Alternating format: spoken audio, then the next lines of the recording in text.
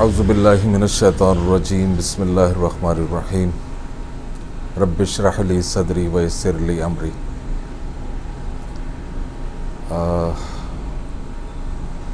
میرے دوستوں، میرے بھائیوں، میری بہنوں، میرے بچوں، کچھ دن سے ہم ایک دو مسائل پر گفتگو کرنا چاہ رہے تھے میڈیکل کے حوالے سے، جو ہمارے معاشرے میں آج کل بہت زیادہ مسائل ہو رہے ہیں۔ مجھے تقریباً 35 سال سے زیادہ عرصہ ہو گیا پریکٹس کرتے ہوئے، اور ان 35 سالوں میں نے بہت سے کیسز ایسے دیکھے ہیں جن میں تھوڑی سی اصلاح کی ضرورت ہے۔ اگر معاشرے میں تھوڑی سی اس کے بارے میں نو ہاؤ ہو، اس کے بارے میں نالج ہو، تو ہم مزید آنے والی نسلوں کو ان مسائل سے اللہ کے فضل و کرم سے، اللہ کے حکم سے بچا سکتے ہیں۔ اس میں سب سے پہلا جو مسئلہ ہے وہ تھیلیسیمیا مائنر کا ہے۔ تھیلیسیمیا کے پیشنٹ عام طور پر تھیلیسیمیا میجر کے پیشنٹ، دو اس میں مسائل ہوتے ہیں، ایک تھیلیسیمیا مائنر ہوتا ہے، ایک تھیلیسیمیا میجر ہوتا ہے۔ تھیلیسیمیا مائنر اتنا زیادہ نقصان دہ نہیں ہے، لیکن تھیلیسیمیا میجر جو ہے وہ بہت زیادہ ہمارے ہاں پرابلم کریٹ کر رہا ہے، اور یہ اس صورت میں ہوتا ہے کہ جب ماں اور باپ دونوں میں تھیلیسیمیا مائنر موجود ہو، یعنی بلڈ کی اتنی زیادہ کمی ہے، انیمک کنڈیشن سے سٹارٹ ہوتا ہے اور بچپن سے ہی تھیلیسیمیا مائنر چل رہا ہوتا ہے، اور ماں اور باپ اگر دونوں کو تھیلیسیمیا مائنر ہوگا تو آنے والی نسل جو پیدا ہونے والا بچہ ہے اس میں تھیلیسیمیا میجر کے ہونے کے چانسز بہت زیادہ ہوتے ہیں۔ اور تھیلیسیمیا میجر جو ہے وہ ظاہر ہے ابھی تک دنیا میں اس کا کوئی واضح علاج نہیں ہوا ہے۔ پاکستان میں بھی اور دنیا کے دوسرے ممالک میں بھی اس کا علاج ہو رہا ہے، لیکن ابھی تک اس کا واضح کوئی علاج دریافت نہیں ہوا ہے۔ بون میرو کا ٹرانسپلانٹیشن ہوتا ہے، لیکن وہ بھی بڑا تکلیف دہ ہے اور مہنگا ہے۔ یہ عام طور پر تھیلیسیمیا میجر کے پیشنٹس کو جو ہے وہ بچپن سے بلڈ ٹرانسفیوژن کرایا جاتا ہے، اور ان کو ہر مہینے یا 2 مہینے کے بعد جو ہے وہ بلڈ لگایا جاتا ہے۔ اس کے باوجود ان کی طبیعت جو ہے وہ بہتری کی طرف نہیں آتی ہے، اور میکسیمم 14-15 سال میں یا 16 سال میں وہ بچہ بیچارہ تکلیف جھیل کر اللہ کو پیارا ہو جاتا ہے۔ اور جتنا زیادہ بلڈ لگایا جاتا ہے ہر مہینے میں 2 مہینے میں، جب اس کا ایچ بی لیول کم ہو جاتا ہے تو بار بار بلڈ لگانے سے اور بار بار بلڈ کے ٹوٹنے سے اس کا اسپلین جو ہے وہ انلارج ہونا شروع ہو جاتا ہے، اور اس اسپلین کے انلارج ہونے کے سائیڈ ایفیکٹس بھی آگے ہوتے ہیں بہت زیادہ۔ ایک وقت آتا ہے کہ پھر 2 ہی صورتیں ہوتی ہیں کہ یا تو اسپلین کو نکال دیا جائے، اور اس اسپلین کو بھی اللہ نے فالتو تو پیدا نہیں فرمایا، اسپلین نکالنے کے اثرات بھی بہت زیادہ خطرناک ہوتے ہیں۔ اس لیے میری صرف درخواست معاشرے میں اس حوالے سے ہے کہ خصوصاً مرد حضرات شادی سے پہلے اپنا ٹیسٹ ایک ضرور کروائیں کہ وہ تھیلیسیمیا مائنر کے مریض تو نہیں ہیں۔ اگر میاں اور بیوی دونوں میں سے ایک آدمی، ایک ہستی بھی اگر تھیلیسیمیا مائنر میں نہیں ہے، وہ نارمل ہے، تو پھر آگے آنے والی نسلوں میں تھیلیسیمیا میجر کے چانسز کم ہو جاتے ہیں۔ اور اگر دونوں لڑکا لڑکی میاں بیوی میں دونوں میں تھیلیسیمیا مائنر موجود ہے تو آنے والی نسل میں تھیلیسیمیا میجر کے چانسز بہت زیادہ ہوں۔ اس لیے میری ریکویسٹ یہ ہے کہ شادی سے پہلے لڑکا لڑکی کا تھیلیسیمیا کا ٹیسٹ کرایا جائے، یا کم سے کم مرد جو ہے لڑکا وہ اپنی تھیلیسیمیا مائنر کا ٹیسٹ کرا لے کہ کہیں وہ خدا نخواستہ تھیلیسیمیا مائنر میں مبتلا تو نہیں ہے۔ اگر وہ تھیلیسیمیا مائنر میں ہے، مثال کے طور پر ایک طرف ڈیسائیڈ ہوا، کنفرم ہوا کہ لڑکا جو ہے وہ تھیلیسیمیا مائنر کا ہے، تو اب وہ جس جگہ پہ بھی رشتہ بھیج رہا ہے تو اب لڑکی کو تھیلیسیمیا مائنر نہیں ہونا چاہیے۔ اگر اس کو لڑکے کو خود تھیلیسیمیا مائنر ہے تو اب جس جگہ پہ وہ پروپوز کر رہا ہے تو وہاں پر اس لڑکی کا ضرور شادی سے پہلے ٹیسٹ کرایا جائے کہ خدا نہ خواستہ کہیں اس کو تھیلیسیمیا مائنر تو نہیں ہے. اگر تھیلیسیمیا مائنر لڑکی کو بھی ہو جاتا ہے تو پھر کوشش یہ کرے کہ وہاں پر نکاح سے اوائڈ کرے, کوئی دوسری جگہ مہربانی ہے کہ کوئی دوسری جگہ پہ پروپوز کرے جہاں پر لڑکی کو تھیلیسیمیا مائنر نہ ہو. صحیح ہے, یہ ایک کام ہے کہ دونوں میں سے کسی ایک کو اگر تھیلیسیمیا مائنر ہے تو پھر چانسز کم ہوتے ہیں آگے. لیکن لڑکے کو ضروری ہے کہ وہ لڑکا شادی سے پہلے اپنا تھیلیسیمیا کا ٹیسٹ کروائے. اگر پازیٹیو نکل آئے تو وہ لڑکی کا ضرور کروائے کہ وہاں پہ پازیٹیو نہیں ہونا چاہیے. ایک تو ہمارے معاشرے میں یہ مسئلہ بہت زیادہ ہو رہا ہے جس کی وجہ سے بچے بیچارے اپنے والدین کے سامنے وہ پروان چڑھتے ہیں, 1 سال 2 سال 3 سال 5 سال 10 سال تک والدین بیچارے مستقل بلڈ ٹرانسفیوژن کرواتے ہیں, مستقل اس کا علاج کراتے ہیں, اور پھر اپنے ہاتھ سے 10 12 15 16 سال کی عمر میں اس کو اپنے ہاتھ سے قبر میں اتار دیتے ہیں. تو کتنی تکلیف دہ یہ بات ہے کہ اچھا یہ خدا نہ خواستہ بندے کے اختیار میں نہیں ہے تھیلیسیمیا ہو جانا یا موت ہو جانا, لیکن اللہ پاک نے ہی یہ علم بندوں کو دیا ہے میڈیکل سائنس کے تھرو کہ بھئی اس چیز کو آپ تھوڑا سا احتیاطاً فالو کر لیں. جس طرح سڑک پار کرنے سے پہلے یہ دیکھا جاتا ہے کہ دائیں طرف سے کوئی تو نہیں آ رہا ٹریفک, بائیں طرف سے کوئی ٹریفک تو نہیں آ رہا, بندہ آنکھ بند کر کے روڈ کراس نہیں کرتا ہے. بالکل اسی طرح یہ علم بھی اللہ نے جب دیا ہے کہ ہم آنکھ بند کر کے کسی بھی چیز کو جو ہے وہ اختیار نہ کریں, بلکہ کھلی آنکھوں سے جب میڈیکل سائنس نے اور وہ بھی اللہ ہی نے یہ علم دیا ہے اس کے تھرو ہم تھوڑا سا سارٹ آؤٹ کر لیں,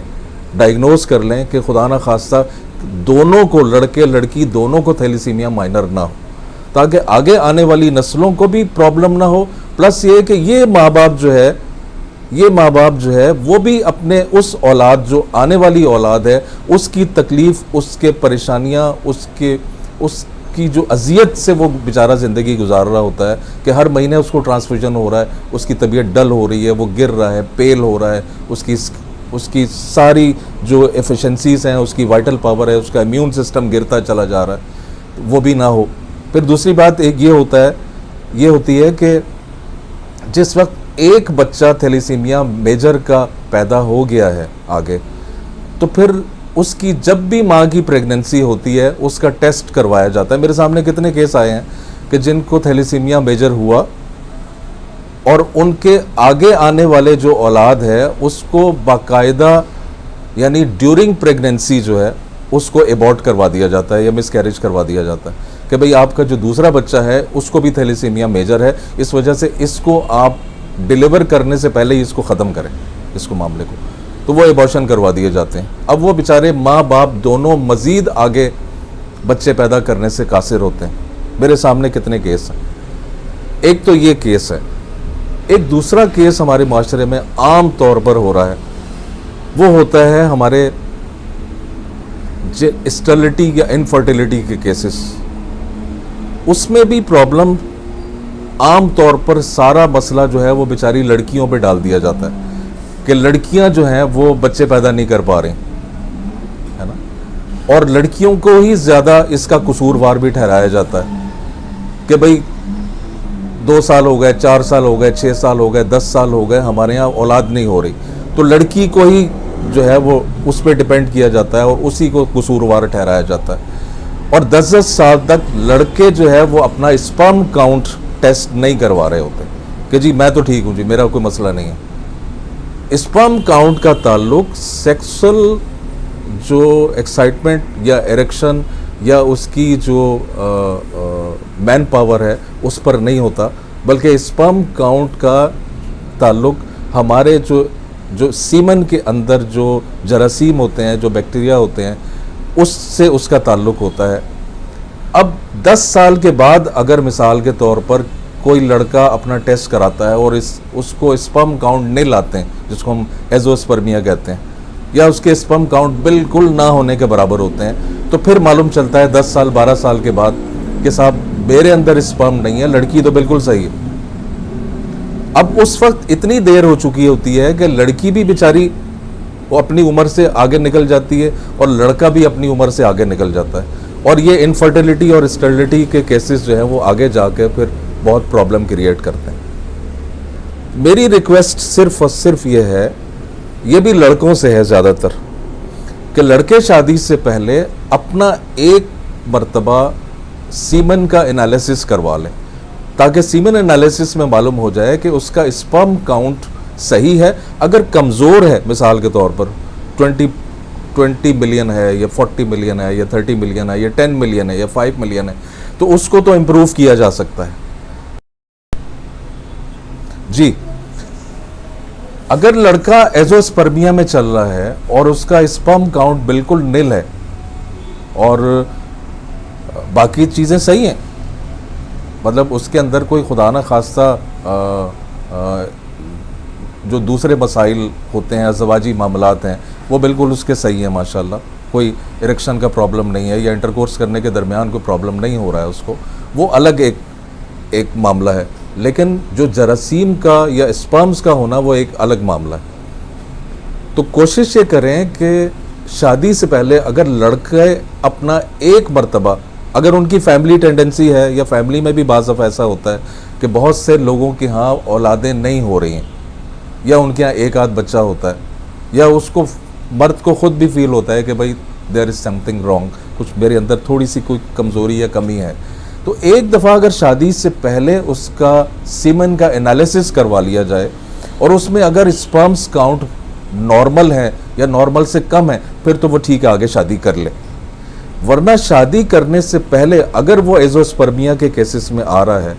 اور اس کے اسپرم نل ہیں بالکل، تو وہ پھر ایسی لڑکی سے، ایسی متعلقہ سے، ایسی بیوہ سے شادی کرے جس کو مزید اولاد کی خواہش نہ ہو، اس کو اولاد نہ چاہیے ہو، تاکہ آگے معاشرے میں جو بچیاں بیچاری 10 12 سال 15 سال اس انتظار میں گزار دیتی ہیں کہ صاحب جو ہے وہ یہاں پر اس میرے شوہر کے اندر جو کمی ہے وہ پوری ہو جائے یا میری کمی پوری ہو جائے۔ تو میری ریکویسٹ یہ ہے، یہ دو مسائل ہمارے ایک ایسے ہیں، ایک تھیلیسیمیا کا اور ایک یہ ایزوسپرمیا کا، کہ اس کے لیے ہم مردوں کو چاہیے کہ وہ تھوڑا احتیاط کر لیں، تاکہ ان کی زندگی آگے، لڑکیوں کی زندگی آگے برباد نہ ہو، یا ہمارے معاشرے میں آگے اور زیادہ مسائل نہ ہوں۔